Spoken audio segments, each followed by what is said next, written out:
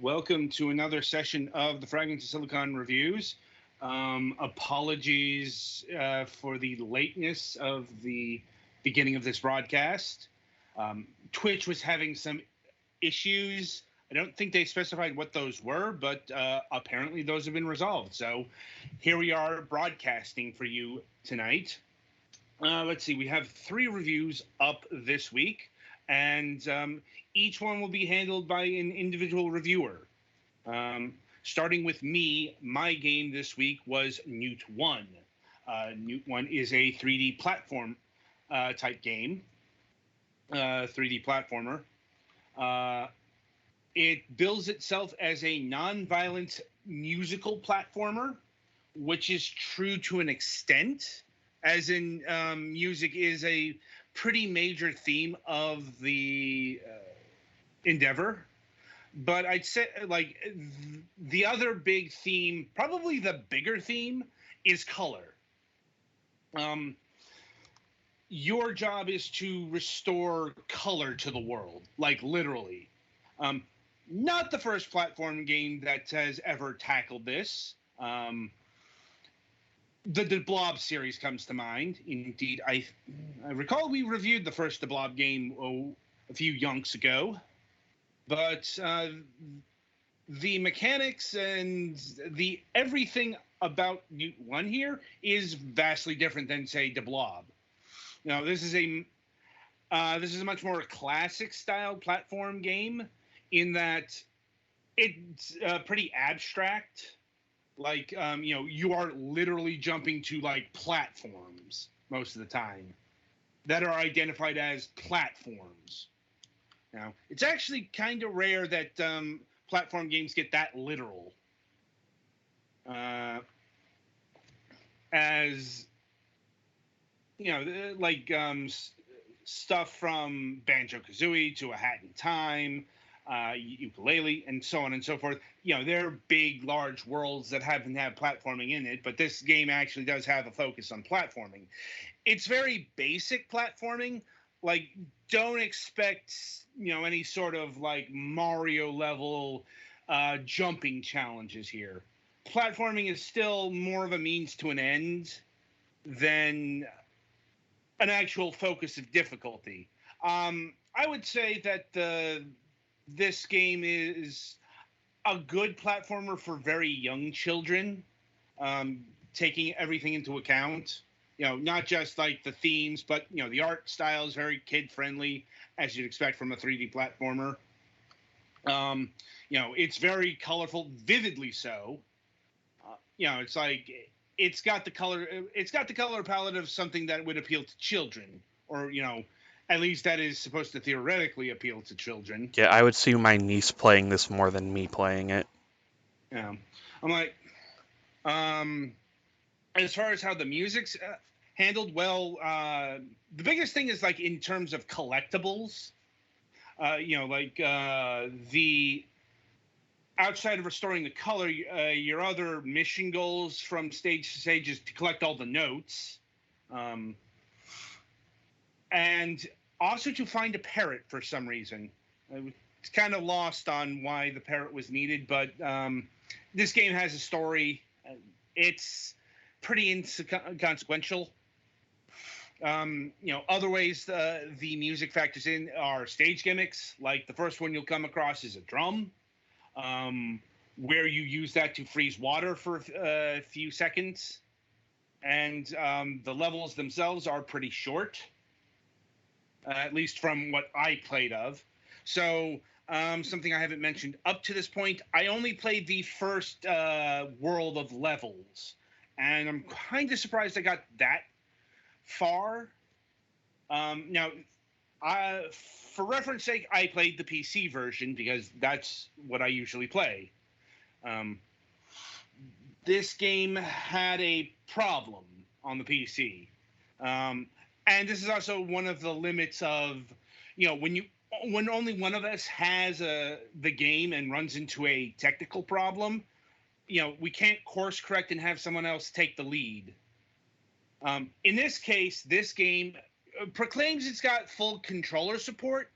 That's not exactly true. or rather, it's got problems with controller detection, at least with an Xbox One controller. Um, I tried playing this with an Xbox One controller. It picked it up the first time. I'm not sure if this is because it. Well, no. I did double check. I not only used my Xbox One controller, I dug up my spare Xbox 360 controller, and I put the wired one, that, and I tested both with the game, and they both did not work in the same fashion. So the problem was the game. Like, um, problem was the first time I played, it picked up the Xbox One controller, and it played pretty much how a platformer plays. Once again, this game is kind of limited in what you can. It's like the jumps are pretty basic. Not sure if a double jump shows up, but anyway, it worked well enough. Still a bit clunky, but nothing too bad. When it couldn't detect my controller after like the second play, when I loaded it up again, and I tried, not just switching controllers. I tried deleting the save. I deleted the game and re-downloaded it. I have no idea what exactly is causing this, and I don't know if this was specific to me or if it's a larger problem with the game. Once again, I apologize for the limitations of information contained here, but this is what happens when you work with only one copy. And the point of order is, since I couldn't play this game with a controller, I had to play this game with a mouse and keyboard. I'm like, so have you ever tried to play a 3D platformer with a mouse and keyboard? It's fucking awful. Granted, this game feels like it was it feels like it was designed with that kind of movement in mind, but that doesn't really matter because, well, there's a reason why the 3D platformer didn't take off on the PC back in the 90s. Now, I know there were there was like PC ports of the Rayman 3D games and KO the Kangaroo, but it's like nobody can really show me a 3D platformer that was born on the PC back in, say, 1998 that anyone remembers. Like, there's a reason for this. This, 3D platforming was the genre that debuted to showcase what an analog controller can do. It's the reason why Super Mario 64 DS is not good in the grand scheme of things, because controlling a 3D platformer with a D-pad is terrible. Now, interestingly, and also compounding the issue is the game. I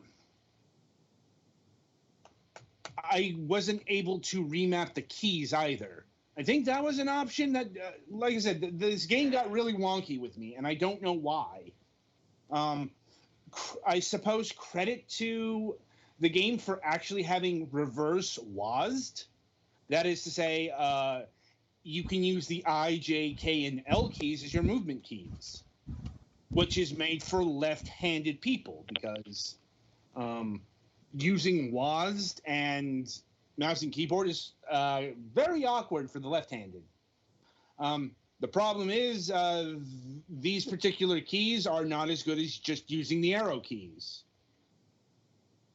But even then, like just moving,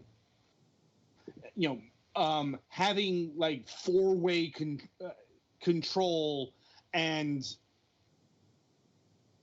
in a 3D platformer was awful. I suppose in purity's sake, it worked. Like I could get through the game and all that stuff, but after about a half an hour, I was getting hand cramps, and I just wasn't doing that anymore. So I don't know what the issue is, but it becomes a tale of two reviews here. It's also worth noting because this game has come out on consoles as well. It is available for the Xbox One, PlayStation 4, and Nintendo Switch, if I'm remembering correctly. So you can get this game on any of the consoles, and you're not going to have these kind of control problems because, the controller's the default. Mm-hmm. On the PC and mouse is the default, and this game really took it to heart. And unfortunately, the game isn't good enough to tolerate such controls. So, what it comes down to is, where does the game lie? Well, but before I address that question with finality, the price. The game clocks in at $9.99, $10, which is a fair price for a 3D platformer of this kind of small scope and stature. It's like, I'll be honest, I like seeing 3D platformers in general because it's not a genre that's awash with people making them, for good or for ill. So, something like this does stand out a bit. But it's like, I'm not going to say that this game, clocks in at the quality level of, something like a Hat in Time either. So, it's decent at the best of times, but with the PC and mouse controls, it's one of the worst games I've played this year, just flat out. That's nothing against the game itself. That's just, certain control schemes work and do not work with certain genres. There's a reason why, 3D platformers, we didn't see them until, the Xbox line of controllers became prominent. And there are other genres like this, but yeah. If you're going to buy Newt one, I'd recommend buying it on a console. So, just keep that in mind. Any questions from the group here? Not really. Nothing's coming to mind, but my mind isn't exactly straight right now. So, you'll have to get your head in the game because when we return from the break, you will be reviewing Gravity Duck for the Nintendo Switch. Mm-hmm.